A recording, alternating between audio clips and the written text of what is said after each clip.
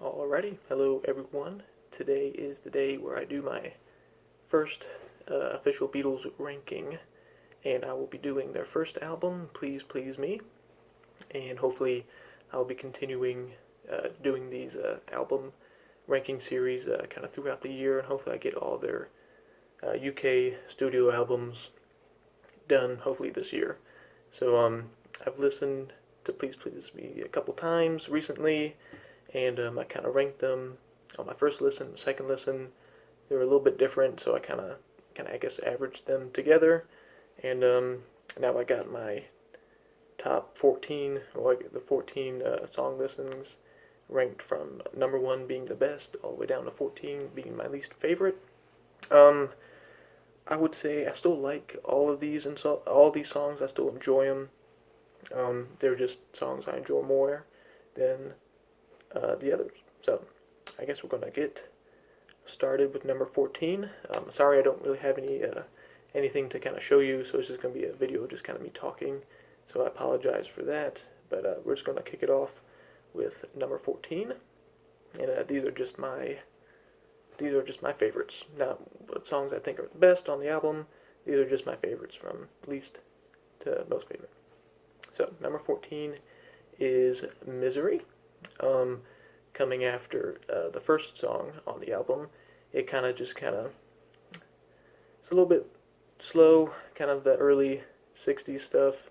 You'll kind of see a pattern, kind of slower songs tend to be a little bit lower on the list for me. I kind of like a little bit more of the rocking side of the Beatles. So Misery was just kind of my least favorite of them all. I listened to it both times, and I still put it at number 14 both times. So off to number 13, which is the song right after Misery, is Anna, Go to Him.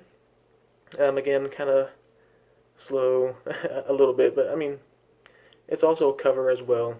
I don't think I really count for covers as like kind of deducting any points or anything, but again, kind of the slower kind of songs.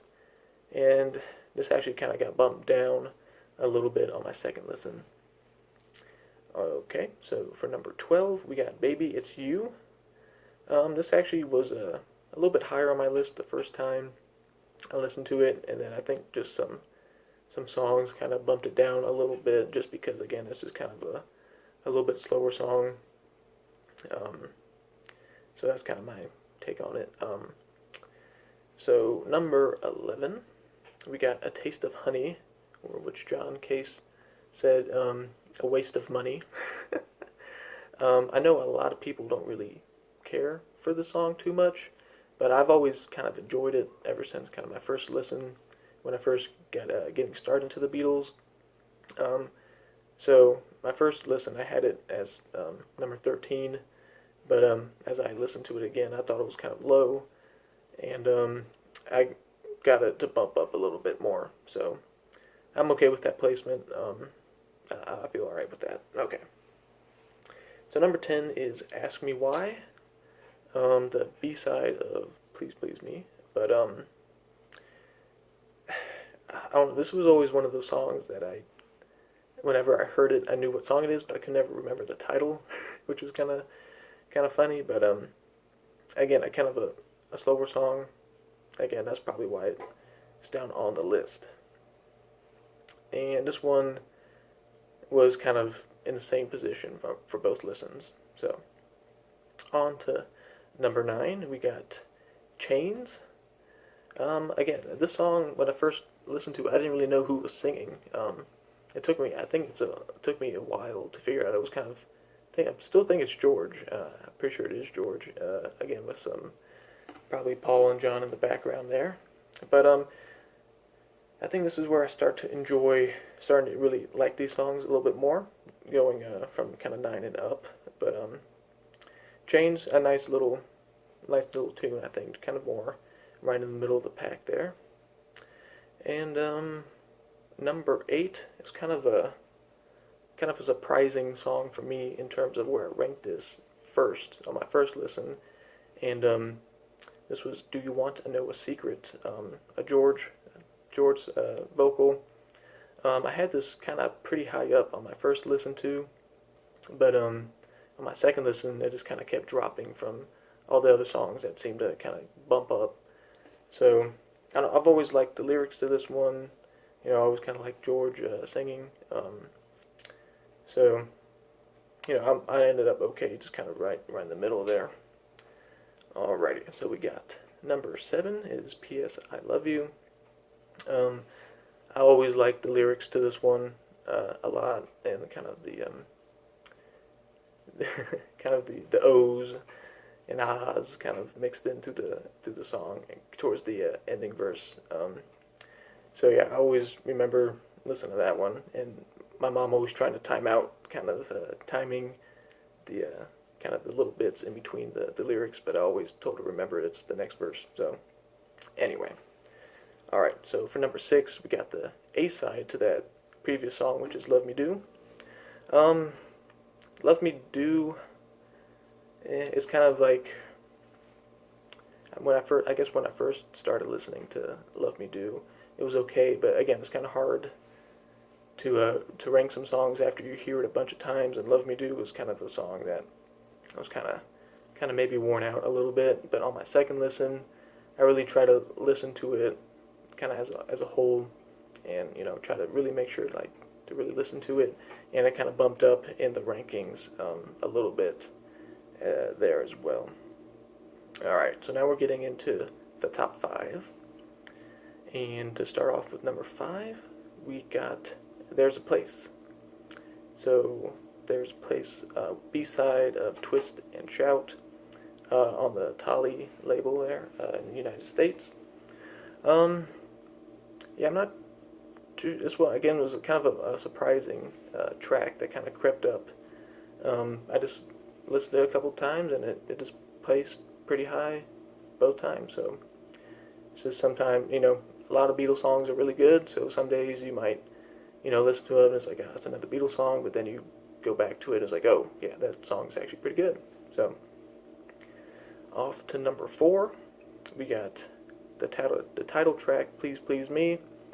Yeah, I really both listened that really enjoyed it. Kind of sparked the memories of how good the song was, and that was kind of the first single in the UK to really kick off their careers. I know "Love Me Do" was the first one, but "Please Please Me" really got them going for the number 1 hits.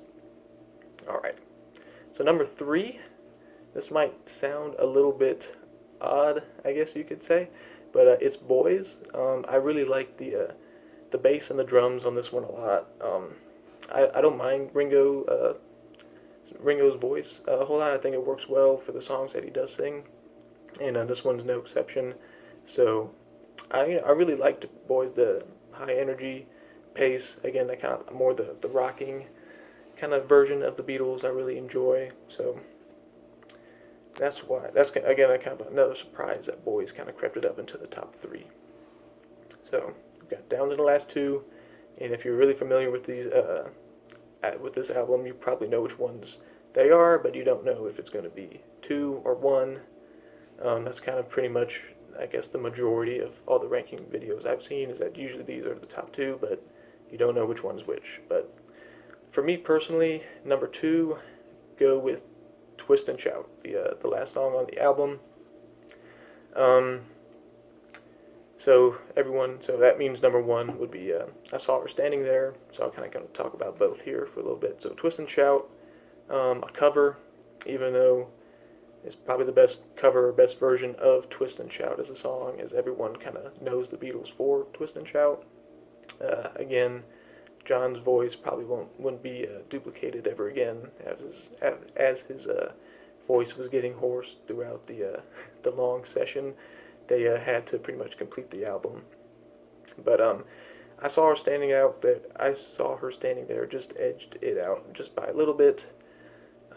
Something about the intro, the high energy, this kind of really captures the kind of the cavern kind of feel, and like just the early Beatles rock and roll.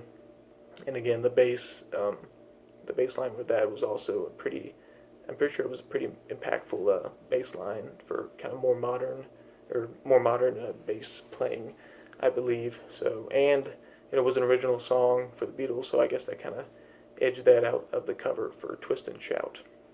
So, that was my first ranking video. If you have any suggestions how I could make this maybe a little bit more exciting, unfortunately I'm not in my my collection space, as you see, or I would probably show you probably some songs off the 45s, show you the actual album.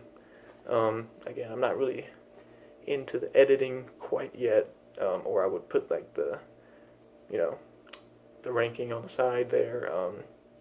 I thought about doing it in front of a whiteboard, writing out the names, kind of going kind of old school there, or chalkboard. That'd be older school, but yeah. So first official ranking of the Beatles album. Next, we'll do with the Beatles, and then we'll go all the way through Let It Be. Still debating on whether or not to do Magical Mystery Tour, but I'll let you know.